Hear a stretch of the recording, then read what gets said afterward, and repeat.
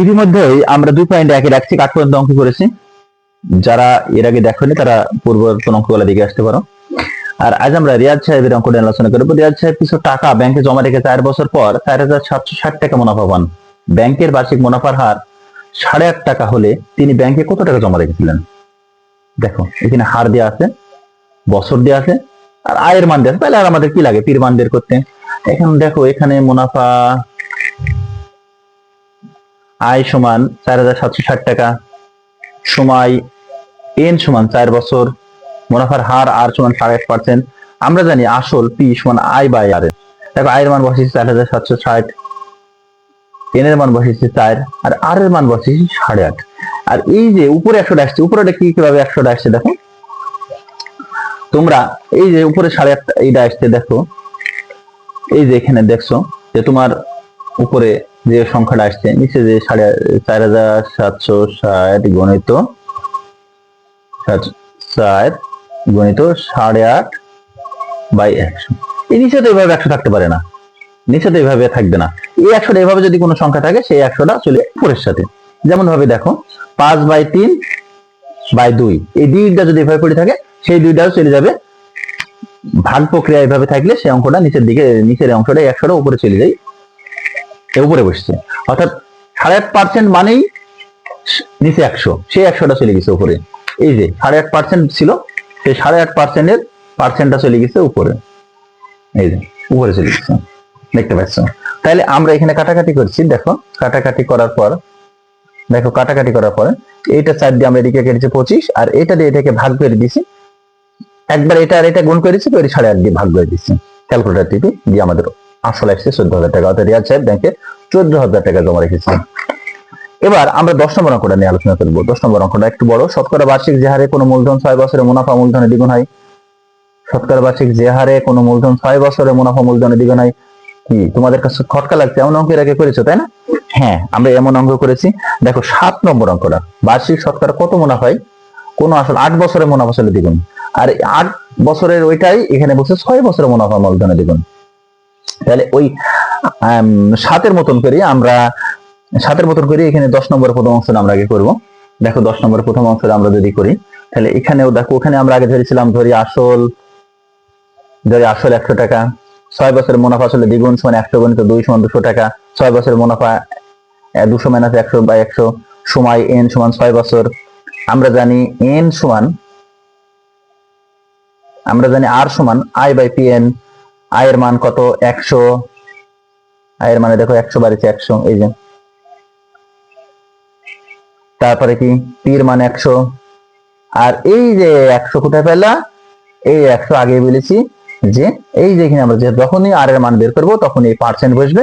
আর এর মানে পার্সেন্টের জন্যই আমাদের, অর্থাৎ 100% থাকলেই 100% বারবার আমি এর আগে বলেছি, এর আগের অঙ্কগুলো দেখে আসতে পারো যে 100% আর এর মান যখনই বসাবো তখনই পার্সেন্ট বসবে। আর আর এর মান যখনই বসবে তখন এই সুযোগের একটা পার্সেন্ট বসাবো এবং এইখানে বসাবো 100। তার মানে কি 100%। 100% মানে কি 100/100। 100/100 কাটলে কত হয়? 1 হয়। তার মানে কোনো মান আর থাকে না। সেজন্য আমরা আর এর মান যখনই বের করব তখনই আমরা এখানে একটা পার্সেন্ট বসাবো, এখানে উপরে 100। কাটাকাটি করলে 50/3%। আগের অঙ্কটা আমাদের 7 নম্বরটায় 9% বেরিয়েছিল। দেখো আবার মানে 50/3% আমার এই যে পর্যন্ত হয়ে গেছে, দ্বিগুণ হয়। সেই হারে কত টাকা 4 বছরের মুনাফা মূলধনে 10,050 টাকা হবে। হ্যাঁ, এই ধরনের অঙ্ক কি মনে হয়েছে আমরা করেছি? হ্যাঁ। 8 নম্বর অঙ্কটা দেখুন, ওই একই হার মুনাফায় কত টাকা 4 বছরের মুনাফা আসলে 10,200 টাকা হবে। ওই 8 নম্বরের মতন করি 10-এর, অর্থাৎ 6 আর 8 মিলি 10 নম্বর অঙ্কটা। এই 7 আর 8 মিলে আমাদের 10 নম্বর অঙ্কটা দেখো। তাহলে আসল 100 টাকা, 100 টাকা 1 বছরের মুনাফা 50/3 টাকা। আগের মতন যেমন 100 টাকা 1 বছরের মুনাফা কত করেছিলাম? 9 টাকা। এইখানেও দেখো কয় বছরে? 4 বছরে। 4 বছরে না? তাহলে এখানেও আমরা 4 বছরে লিখেছি। 100 টাকা 4 বছরের মুনাফা 50/3। আর এই যে 4টা যেহেতু বাড়ছে, 4 বছরের মুনাফা এখানে 9 সালে 4 গুণ করেছিলাম, এখানেও 50,000 4 গুণ। তাহলে 50 আর 4 গুণ করলে 200/3 টাকা। তাহলে ওইখানে দেখো আমার এমন ভগ্নাংশ কোনো সংখ্যা ছিল না, সেজন্য আমরা 100 + 36 করতে পারছিলাম। আর এখানে দেখো মুনাফা প্লাস আসল, আসল আমার কত? 100। এই যে আসল 100 টাকা ধরে গেছিলাম প্রথমে। আর মুনাফা কত? 200/3। তাহলে এইদিকে আমরা যদি লসাগু করি, 3 বসালাম নিচে, 3 দিয়ে 100 কে গুণ করলাম 300, 3 দিকে যখন আমরা 100 কে গুণ করেছি 300, আর এই যে প্লাস 200, 300 আর 200 500, 500 বাই 3 টাকা। এখন আমরা তাহলে আগের অঙ্কটার মতনই এখন দেখি, মুনাফা আসলে 500 বাই 3 টাকা হলে, মুনাফা আসলে 500 বাই 3 টাকা হলে আসল 100 টাকা। মুনাফা আসলে 1 টাকা হলে আসল কত? দেখো এই যে 100, 500 নিচে বসে গেছে আর 3টা উপরে চলে গেল, ও এমন হলো কি করে বলো? হ্যাঁ, এটা আমরা এখন দেখাইছি। দেখো 100 এমন হলো, আমরা যদি এটা দেখি যে 100